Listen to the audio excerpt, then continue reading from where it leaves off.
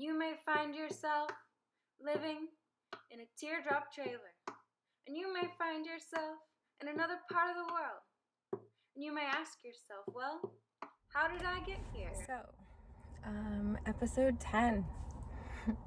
We're getting there, sort of, I promise. What the fuck? When things fail. So, last episode ended, I was on the plane to California for the second time. And so we're starting with me getting off the plane and being disoriented, experiencing a lot of dissociation and confusion and neurological symptoms like burning and numbness and paralyzation and just odd feelings, tingling, lightning, like all these things. And at that point, it was mainly in my arms and legs, and my torso felt like it was on fire a lot, and like my face and my tongue, and it was everywhere. But so I feel like, when I get to California and I'm with this guy that is supposed to be safe, I'm gonna feel a lot better, and maybe it is anxiety and maybe it'll go away. And so I get to his house and he's at work, and I sleep, and when I wake up we are ready to go and we go camping. So there's really no time in between that, and we go camping. We go to this reservoir, beautiful reservoir. We're on like near water and stuff, and so this is only like day 2 after everything kind of I woke up like this, right? So and of course I'm drinking that night that we're camping, and I feel so much better when I'm drinking because it shuts down your central nervous system. But I noticed that I had a UTI coming on because I've had a million of those, and I know exactly what they feel like. And I was like, oh my gosh, I'm in so much pain going over these bumps, like off-roading, getting to this campsite, that the next day trying to swim. Like I haven't been able to swim since, because when I do float in water, like my limbs and my everything is just like get all sorts of funky, and I have to massage it out, and water is my favorite thing. So, I stand there and I splash around and I can float. But that was when I noticed that I was like, oh, this is weird. Like my muscles are just freaking out in water when they have the chance. When I'm not using them or putting pressure or gravity, whatever, they just kind of contort and get stuck, and it's painful. And so it was something else that I noticed. And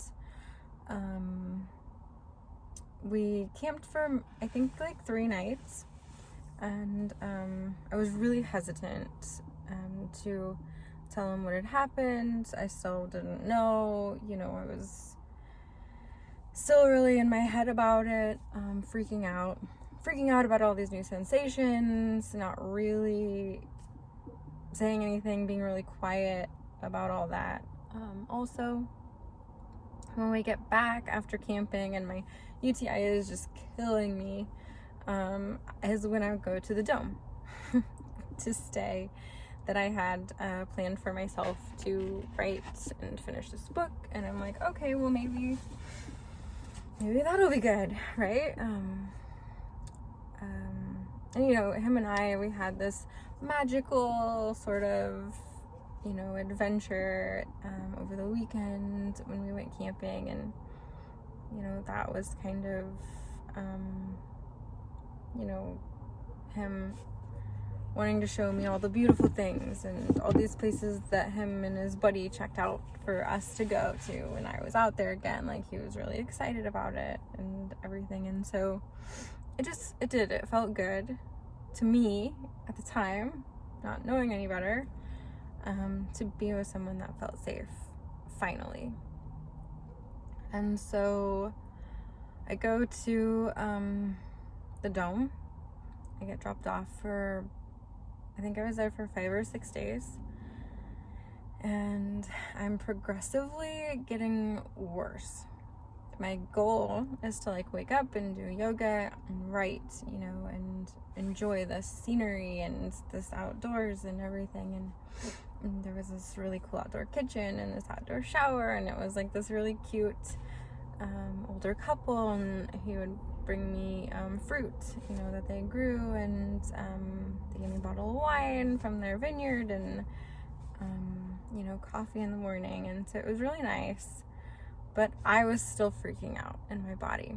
Every time I tried to do yoga, I had tremor, and I was exhausted, and I was dizzy, and I couldn't do it. I physically was just weak and really, really struggling. And when I tried, you know, to do anything, the tremor would get worse and worse and worse and turn into like whole body like spasms.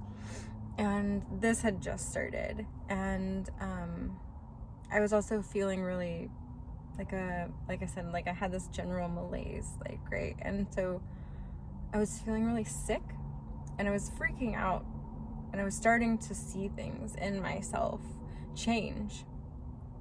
When I went to the bathroom and looked in the mirror, you know, my tongue was completely white. The inside of my mouth and my throat were completely white. I had thrush. And so I was freaking out about that. Like, you know, what is my body trying to fight off? Like, what is going on? Like, at the time I didn't know it was thrush. Like, I didn't have like internet service. I didn't have service. So, you know, I'm like, oh my gosh, my tongue's completely, my mouth is completely white. It's sore. It's weird feeling.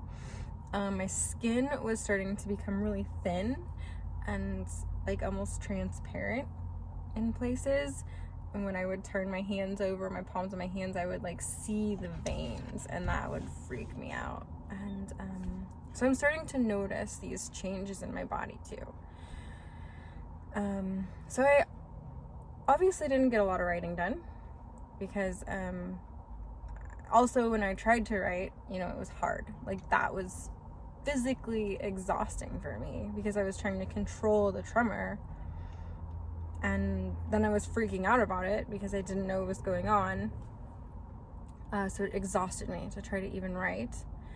And so I just kind of was there for a few days freaking out. And so he came back to get me. I didn't get anything done. And of course, you know, we were in bed or whatever, and something happened. Like, I started bleeding, and I freaked out about it, and I told him everything. Like, so this is about a week later, and I told him everything. Like, I think that this happened. I don't really know what happened exactly. You know, I've been feeling like this, all of these things. And so he's like, well, let's go to urgent care right now. So he takes me to urgent care. They do all the testing for all the STDs and all the stuff, and it's obviously too early for HIV test. So I do that, and they give me also, while I'm there, treatment for the STDs. So they give me hardcore doses of antibiotics, one that I drank and one that they shot into my hip. And we got back to his house after that, and it was like an instant, like, oh my God, I'm dying. And I was in bed, just drenched in sweat. Like, everything is like really, really, really on fire now. It's like squeezing my torso, like on fire. I'm all of a sudden like, I'm diarrheaing every 10 minutes. I can't like stand up. I'm really, really, really, really sick. And I stayed really, really, really sick in bed for a long time. About a week there. And then, you know, he kind of told me, well, we have this rule, my roommate and I, that our people we're seeing can't stay more than a week, blah, blah, blah. So I'm like, okay, well, I'm not feeling well. But I got another Airbnb that was like really, really cheap and reasonable because, of course, you know, I didn't have money. I didn't have these things. I was trying to use my money to move and make a new life and all this stuff. And so when I stayed, and really I made some really bad decisions because I was feeling a lot of feelings because he had pushed me away when I wasn't feeling well. He also told me at this point that he was going to like a music festival with someone else, like some girl, and you know, and I couldn't go, so that made me feel really insecure and worthless and like, what am I doing out here, you know, kind of thing. And so I stayed at this place for a few days to give him a break, and I needed to feel better to go do my interviews and do these things that I had planned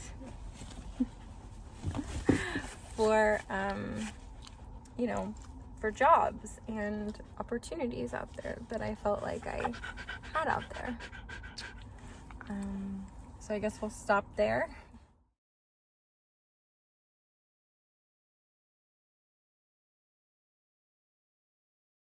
Let the days go by, let the water hold me down. Let the days go by, water flowing underground into the blue again. After the money's gone, once in a lifetime,